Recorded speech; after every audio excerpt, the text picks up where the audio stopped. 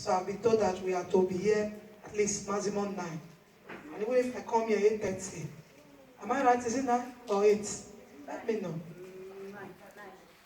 Sir, is it up to 9? If one should say the truth, if it's 8:30, we do 30 minutes today, tomorrow we'll come back. So I'm not used to taking too much time. God do quick work of righteousness. Even if it is 10 minutes, it's too big. The Bible says in 7 days the Lord created the whole world. Yes. So 30 minutes is too big for God to settle our case. Amen. Because He knows what we desire. I pray that the Lord meets your need tonight. Amen. In the name of Jesus. Amen. We are going to pray today, but because we've been here today since standing, we didn't deliberately come late. The journey to Sweden is a full day. It's not because we deliberately want to keep people to be praising and dancing. It's not my pattern at all. We do come to service at times and wait for people to come. So it's just because we came in this evening, drop our bag. I didn't have my party in the hotel before coming. Just drop bag and come. So it's not that we purposely want when people now, it's not my pattern. It's now we arrive. That is the truth. So we don't have the pattern of keeping people waiting and we now come later when they finish dancing. We do praises with people. Any program I go, I do tell people, Madam, Pastor, when the service is about to start, pick me to that place. I cannot be sleeping in a hotel while they are praising God. God inhabit the praise of His people. Yes. My ego never reach like that, and it will never reach like that in Jesus' name. So it's not because we want to be late, it's when we arrive. I know that God will help us in Jesus' name. Amen. But I'll take a short word right now, just a short word. And we are going to pray. My concern and our purpose of coming is that the fire increase in our life. Amen. That's why we came, because when the fire is in you, the work will be easy for the pastor, and the work will be easy for you too. When you have the fire, you will not complain. You have the power, you will not over-demand for someone to help you. God will be speaking to you. He make work easy if we all carry the fire. And that is God's desire for us. That each program will come. You don't just go and visit a program and sit down and watch other people receive prophecy or other people receive their word. You become a partaker of the program. So that you will know that, wow, after that program, something happened to me, I received a testimony. You will testify in Jesus' name. 2 Corinthians chapter 10, verse 3. 2 Corinthians chapter 10, verse 3.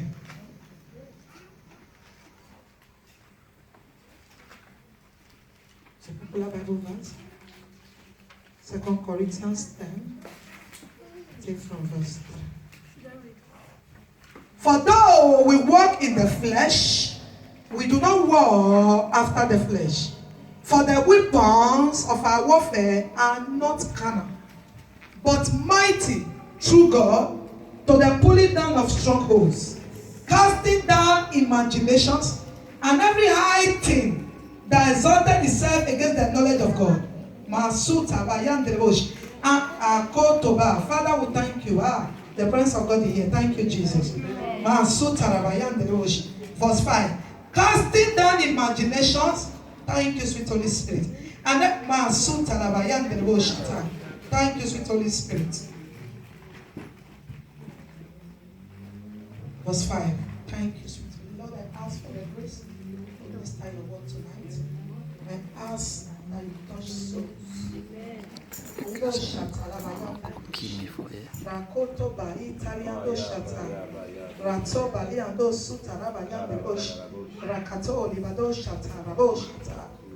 speak to that destiny right now. I command the serpentine spirit to check out.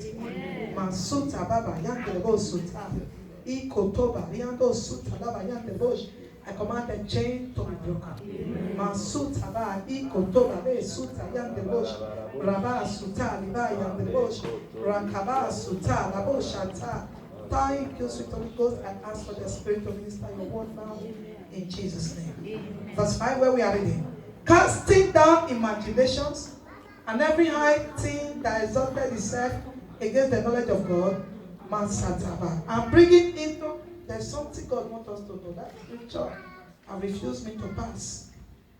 Casting down imaginations and every high thing that exalted itself against the knowledge of God, and bringing into captivity. What is the Lord saying? Mansuta Baba, Yandelebosh. Mansuta, Nikotoba, Leboshuta Bash. The answer to my prayer is coming from above. The answer to my prayer is from above. I'm bringing into captivity every thought to the obedience of Christ. Verse 6, and having the readiness to revenge all disobedience when your obedience is fulfilled. And having the readiness to revenge all disobedience when your obedience is fulfilled. Tonight, short exhortation, mighty true God. Mighty true God. When we talk about mighty true God, we're talking about the capacity or the ability of God to do the undo. We're talking about the grace of God to work in man to make the impossible possible. Mighty true God. Men and women made mighty through God. The ordinary becoming powerful because God is in them.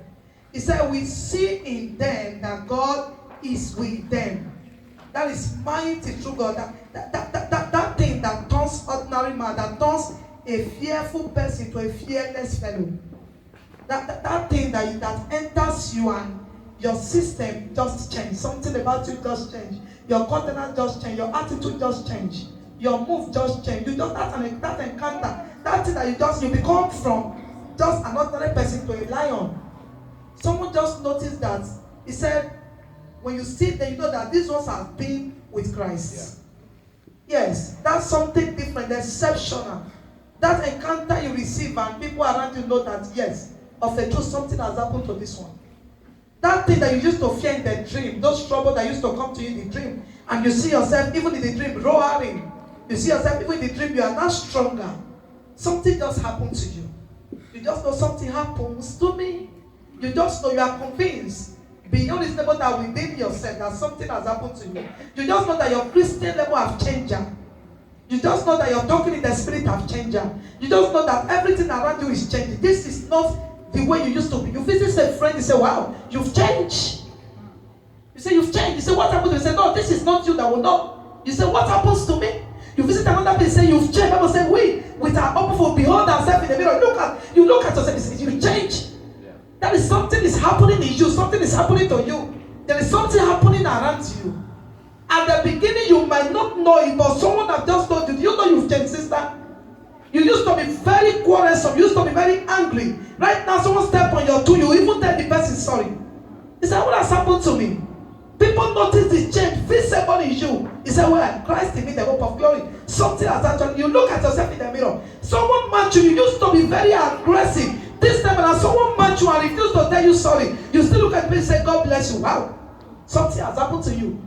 You ask yourself, you can't really say the day begin. You can't even really understand what happened. But you know that something has happened to your spirit.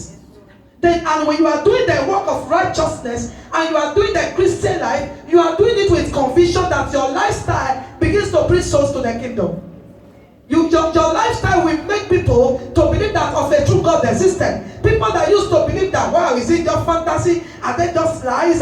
Is it fallacy? Is there anything like Christianity real? Someone say, you say, no, there is something different about this one. When did you become like this? Someone can see you and have comfort in Christ that things can still be done well. That is mighty true God. Something has entered you. And look at what the Bible says. He said, for though we walk in the flesh, we do not war after the flesh. Because the fish, as we are here physically, we are walking in the flesh, but the weapons of our warfare, they are not carnal. We do not war after the flesh. We do not fight our neighbors. We do not look at our neighbors and wish them to die. No, we war in the spirit. There is something that is your concern. What is your concern is your future. You war in the spirit. You war against the negative activities around your life and your family. There is something about to tell you that that is not my problem. This brother is not my problem. There is a demon behind this attitude. Then you start to war against that. This is a war. We wrestle not against flesh and blood, but we wrestle, we war against principalities, knowing that whatever is happening around you and behind you is the works of the devil. Mighty true God. God made us as his children when Jesus came to restore the dominion mandate to us. He gave us, he elevated us from nobody to somebody. He made us to become who God originally created. That other dam that was having the dominion to possess and to give names to animals. When Jesus came, he came to restore back and said, we are mighty. For the weapon of our warfare, they are not carnal, they are not covenant, but they are mighty when you pray. You see? So you are no more fighting the flesh and blood. You are now warring in the spirit. They are mighty through God to the word. Pulling down of stronghold. Pulling down that thing that has refused to go. For by strength shall no man prevail.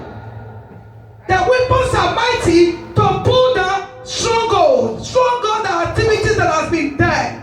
From foothold, they become stronghold.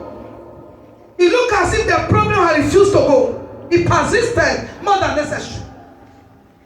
And so he said, the power of God comes upon you, and you begin to walk, and the rest of say, this mountain must be moved. That is called mountain. It's there. When you pray, it looks as if it bounces back. When it looks as if you're about to move it, it looks as if it grows bigger. That's why I say it is not a weapon of carnality. It is mighty through God to the pulling down of strong. What is strong God? Strong is a place people enter, ammunitions cannot enter there. So the weapons of God is what helps you to uproot that strong God in your family, that strong God in your generation, that ancestral altar that has been there, sucking away people's destiny and prosperity and marital life. God said, for the weapons of our warfare, they are not carnal, they are mighty through God to pull it, because you can't pull it by flesh. It has been there before you were born. The family altars has been raised before you were born. They were raised with blood. And it has to be erased by blood. And now you are bringing the superior blood of the Lord Jesus. Because the thing want to take a blood. And now you want to deny the thing a blood, then you bring in the blood of Jesus. Number one, pulling down stronghold. And casting down imaginations. Nothing kill a man easier than evil thoughts. Evil imaginations. I know the Lord was saying something in that casting imagination. Imagination is that thing, very practical. I don't know, someone might be in that shoe. Because God passed out when we're studying that place. There are people, there are people that they are studying, everything they are thinking about is next thing will be failure. They are living the life of faith. Their expectation is, we need to walk again because of what happened before. We did so and walk. It has killed their hope and faith. Evil imaginations. We need to walk again. Did it work for my sister? How do I show you to work for me? Have I not tried every possible best with this new one work? That is imagination. And Bible says by the walls it will pull down, casting down imagination, every high thing. I love this every high thing because that's why I've been praying tonight. And every high thing that exalted itself against the knowledge of God in your life. What exalted itself is trouble. What God said concerning me, another thing is happening contrary. That thing is trying to tell me that what God is saying is a lie. What I am hearing pastors preaching, what I'm reading from the gospel, another verse is telling me that it's not possible. Casting down every high thing and bringing every high thing that exalted itself against the knowledge of God and bringing it to captivity, holding bound every thought of the obedience of Christ. Bible said Jesus came and nailed it to the cross. He died and said it is finished. That's the 9 strokes of Cain. And every sickness was there. So when a strange thing comes, and it will shatter, trying to tell you that it will remain like that, trying to remind you that it was your mother or your father that laid it. He said, no, Jesus have come to lay it. And bringing it to captivity, that is, you are not the one that will capture them. And bringing it to captivity, every thought to do what? To the obedience of Christ. Remember, the Lord has given name above every other name. That the mention of the name of Jesus, that all these things should bow. So when the scripture become real in your life like this, you understand your dominion rights. That you are mighty through God. You bring this scripture, then you bring in what the enemy is saying that he can't go. You ask the enemy, where is it written that I should be the partaker of my father's sin even when I'm not born again? you bring in that scripture to light, where is it written that my father made a mistake or my mother made a mistake? I was not aware. I am now a new man in Christ. Where is it written that I should suffer for it? Even in the Old Testament, the Lord said the children will not be punished for the sins of their father. Now Jesus has come to, he said he was hung on the tree. For God, he said he was hung on the tree for my own sake.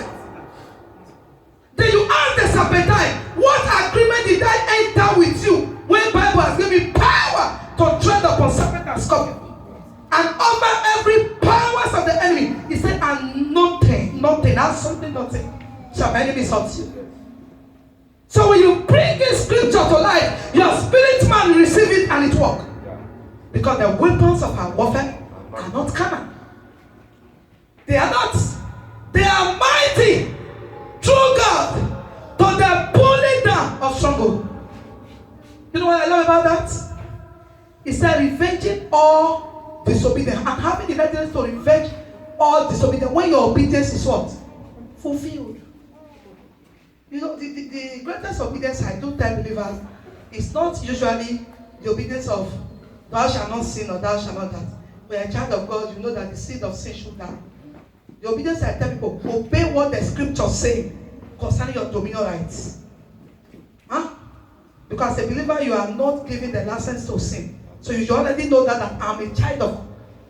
Now our concern is that you must understand your dominion rights. To let the word of God in you obey. Say that I commend you to God and what? To the word of his grace.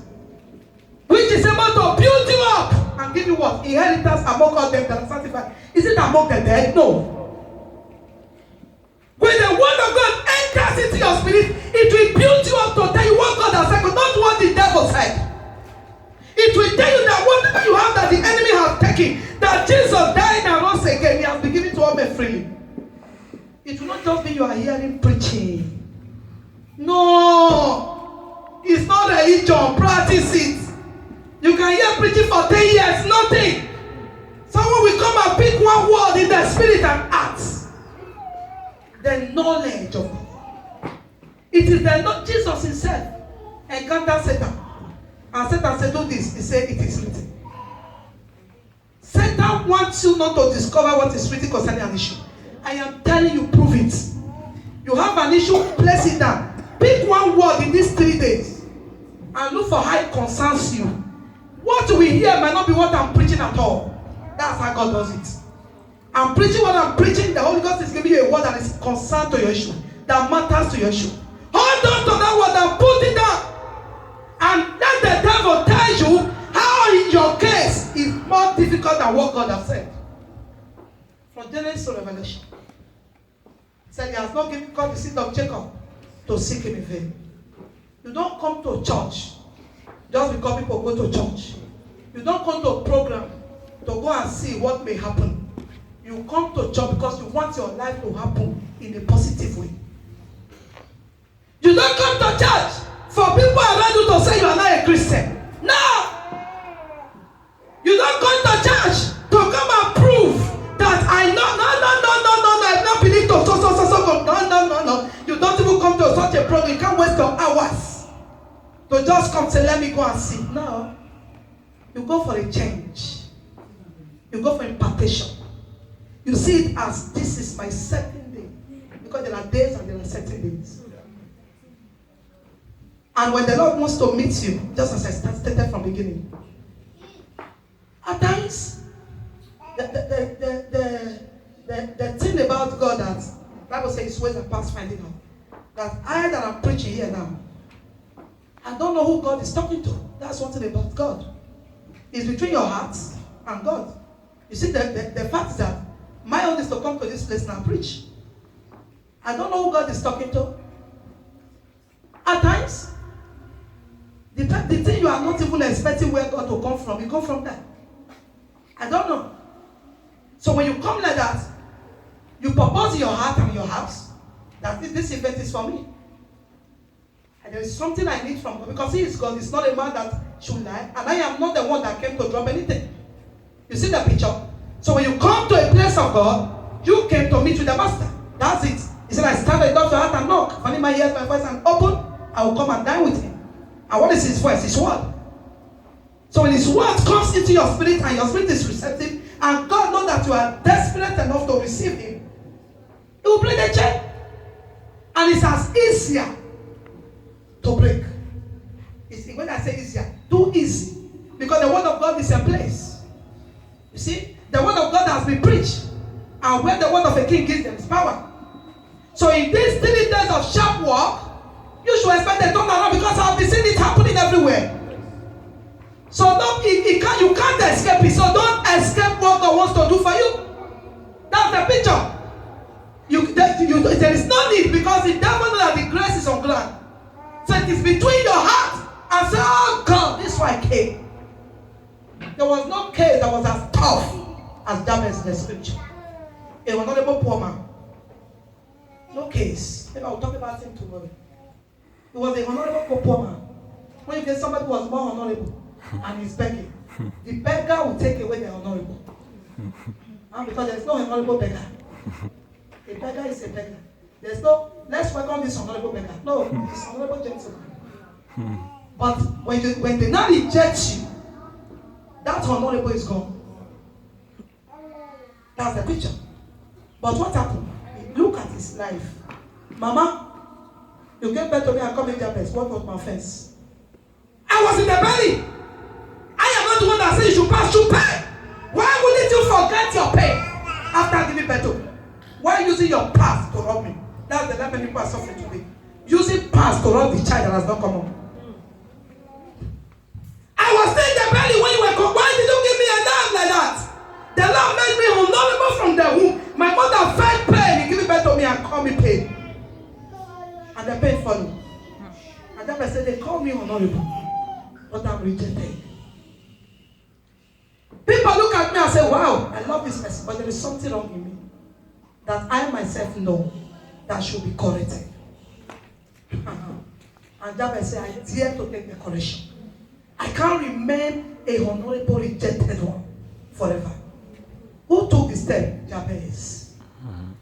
Because what they told him is contradictory to the life that God brought forth. You look at your life, most of you see yourself with big dreams, big revelation, but you are living lesser than what you are saying. God is actually showing you your nature and who you are. But the devil is trying to divert you, and you are not seeing yourself. You see yourself as a lion in the spirit, and in the physical you are acting like an ant. You say, no. This is not the real me. There is the real me that something is covering. I need to get out of this shell and bring out my real me. Because it is your real that the world is looking for. And through what? Mightiness through God. It is the mightiness of God that we enter the spirit and bring out the real you. Who make it happen? You. By which means prayer. Which we'll be doing now. You make the real you happen through prayer. So we do pray now. We pray. Prayer, and prayer. Is there any other recommendation? Is prayer first. It's the key. Jesus prayed. He wants to choose his disciples. What did he do? He prayed. He wants to take a new step. He prayed. He wants to begin his ministry. He went to the desert and prayed and fasted. That was what he recommended for us. And we are following his example. So you will pray. Not more money, not complaining. Not asking God, why me? Why me? Why not you? Why me too? No. Children of Israel, murmur, and they were destroyed one day. You pray, oh God of Isaac and Jacob, change my case. You pray. You remind him of what he did in the life of people in the Bible, and look for one thing at all that he did for you. If he has done nothing for you, you woke up this morning and you ate before coming to this program. Look for something to say, Father, you did it. What did Jesus do? And he got to the grave of Lazarus and said, Father, thank you because you heard me always. Yeah. I only want to pray, Father, because of these people here, so that they can believe, because they don't believe anything. Lazarus comforts. And he said, greater things will do more than him. You pray perfectly from your spirit, and you are convinced, I know that I pray. A lady said, I woke up in the midnight and I prayed. I said, spiritual husband, come, let's talk. Don't come this night. He said, I prayed after hearing the preaching from you. I summoned them. I called them. He said, every night, 4 of them do come. 4 different faces. word you use. When did you marry me? Who collected bride price from you? Let's talk. She stood as if she was talking to the person. Who did you pay my bride price to? I don't need to marry you in the spirit. I have married you physically. And when she finished praying and shouted, her body knew. She said, I was feeling pain. I knew that I prayed with anger. And she slept off. And the men showed. Now we in the trouble sensibly. And she beats them like iron. That was the end of it. Remember the other one that said, I took cane and I used the 7 cane and beat them and the cane broke. Because somebody prayed. Until you pray, there are things that will not change. There are sometimes you pray, you yourself know that you pray. Inside you will feel pain that you pray. Your system will know that you were not joking. And I tell you that night you will dream. Whether they still come and beat you or not, you still know that you prayed. They may get more provoked and beat you more that night. The next day you pray more. By the time they beat you and beat you and beat you, they will leave you. And the next time you will be there, power will change hands. So it's prayer. Mighty true God. Now how do you get mighty true God? It's through prayer. You pray. You fast. You wait upon him. Shall we rise? This night we are going to pray. We are going to pray this first day. And I see chain broken. You are going to lift up your voice until you see something happening. Bible speaking in Jude chapter 2 verse 20. Jude 1:20. Say, ye beloved, building up yourselves on your most holy faith. Pray in the Holy Ghost. Pray in the Holy Ghost. Say, Pastor, don't speak in tongues. Doesn't matter. Just be praying. First of all, open your mouth and say, Lord, we thank you. Open your mouth and say, Father, I thank you. Because I can see a change in my spirit. I thank you because something is already happening. I see my belly flowing like the rivers of water.